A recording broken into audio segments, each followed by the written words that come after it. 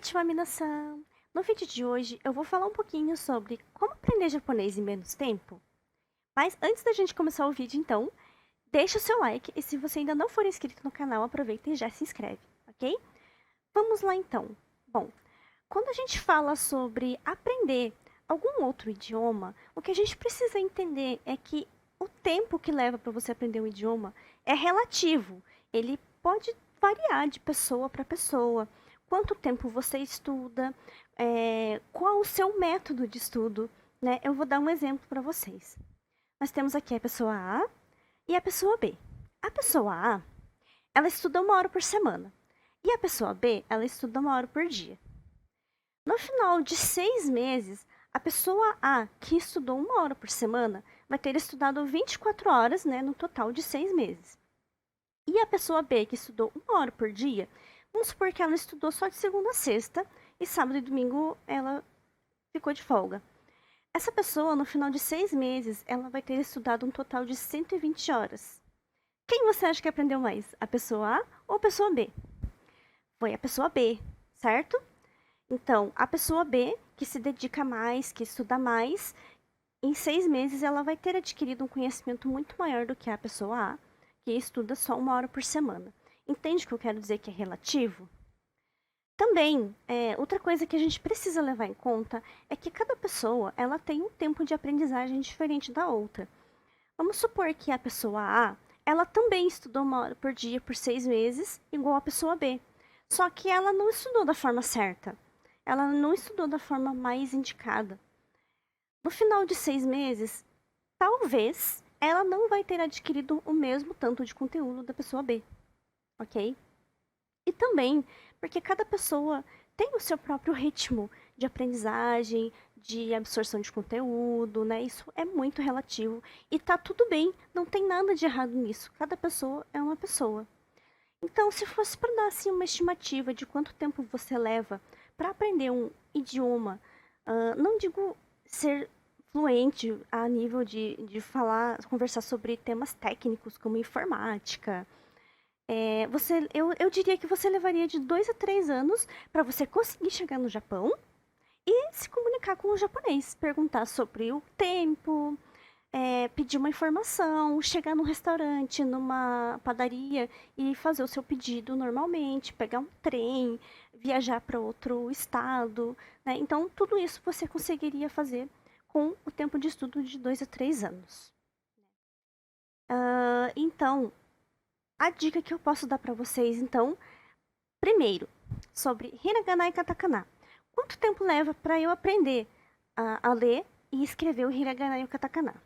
Se você se dedicar todos os dias, se você ter um ritmo de estudo constante, no final de 1 mês, você já vai ter aprendido o hiragana e o katakana. Eu não estou falando que você vai conseguir pegar um texto e ler como se você fosse um nativo. Não. Você vai ler da forma normal para quem está começando a aprender um idioma. Para estudar o hiragana e o katakana, eu indico esses 2 aplicativos, tá? O Hiragana Pro e o Katakana Pro. Eles são muito bem avaliados e são muito indicados para quem está aprendendo esses 2 alfabetos. Claro que você também precisa praticar sua escrita, porque em algum momento dos seus estudos você vai precisar escrever o Hiragana e o Katakana. Sobre o kanji, é mais difícil avaliar o tempo que você leva para aprender os kanjis.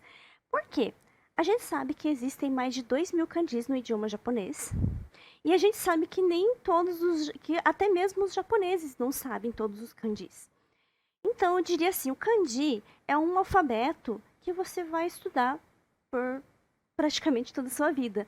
Até porque todos os anos, alguns kanjis eles deixam de ser usados, os kanjis mais antigos deixam de ser usados, ao mesmo tempo que palavras que antes eram escritas em hiragana passam a ser escritas em kanji. Né? Isso acontece todos os anos, é super normal. Tá? O que eu indico, então, para estudar o kanji é o aplicativo, então, o Benkyo. Ele é bem detalhista, assim. Eu gosto muito desse aplicativo. Ele tem, então, o kanji. Ele tem, se eu não me engano, os radicais que compõem o kanji. Ele tem as formas de leitura do kanji, que são várias, né? O kanji pode ter até 5 formas de leitura, ou mais, dependendo do kanji. E ele tem também a ordem dos traços. Cada kanji, para você poder escrever da forma correta, você tem que seguir a ordem dos traços, né? Na hora de escrever. Ele também, se eu não me engano, ele tem um reconhecedor de kanji. Você viu o kanji em algum lugar e você não sabe qual é o kanji. Ele tem uma partezinha em que você consegue escrever o kanji e o aplicativo reconhece ele para você. E também tem um site chamado Anikane, que ele é gratuito até um certo ponto. Tem algumas funções desse site que são pagas, mas de longe é o melhor site para você aprender kanji.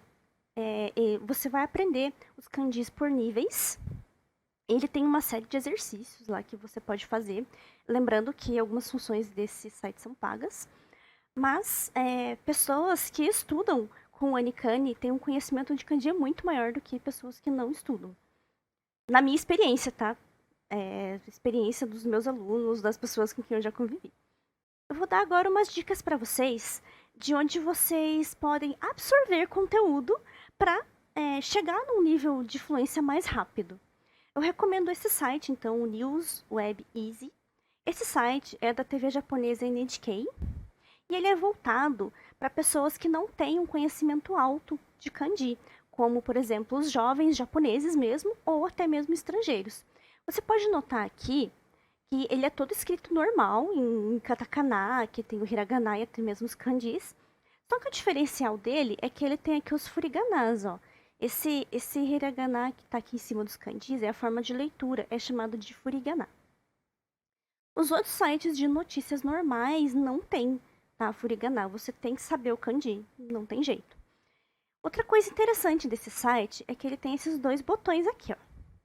Esse botão aqui, ele serve para você escutar a notícia. A mulherzinha lá japonesa vai ler a notícia para você.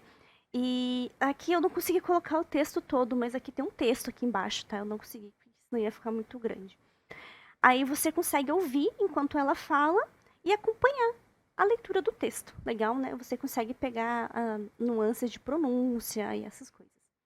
E esse segundo botão, ele serve para ocultar esse furigana aqui, né? Se você clicar nesse botão, esse hiraganazinho aqui em cima, ele vai sumir. Ok? Segunda dica que eu dou para vocês, no YouTube agora, tem esses dois canais de TV japoneses, que é a TBS e a TV Asahi. Eles têm vários vídeos de matérias que saem no jornal, ou até mesmo de outros tipos de conteúdos que são passados nos canais, como programas de entretenimento. Se eu não me engano, até doramas tem. Alguns canais ali até doramas tem. E esse aqui, né, você pode ver que eles não são nem muito grandes. Esse aqui, ó, tem 45 segundos. Esse aqui é maior porque, pelo que parece aqui, são músicas. Terceira dica, então, agora relacionado ao anime. Tem esse site aqui chamado Animelon. E, gente, ele é pirata, tá? Ele não é oficial.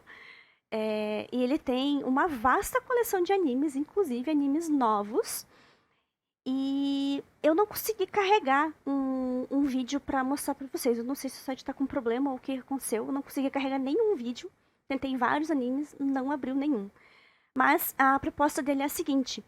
Vai ter o vídeo, né? Tem a telinha do vídeo. Aí do ladinho direito tem uma coluna onde vai aparecer todas as legendas. E você tem a opção de escolher se você quer legenda em inglês, romaji, só hiragana ou escrito normal em kanji, né? Muito legal. Na questão de podcast, eu achei esse daqui que eu achei muito legal, que é o Nihongo com Teppei.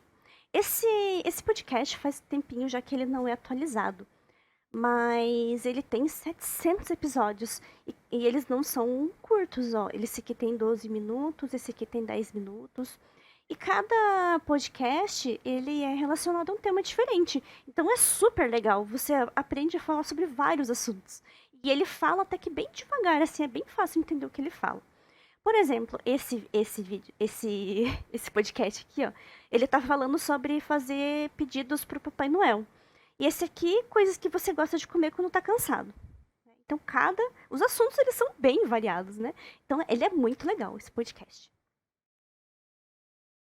E por último, tem esse site chamado Hukomusume. Esse site eu indico para se você tiver um nível um pouquinho mais avançado de japonês, porque ele é inteirinho em japonês, ele não tem furigana. Então a navegação dele assim é um pouquinho difícil, eu acho.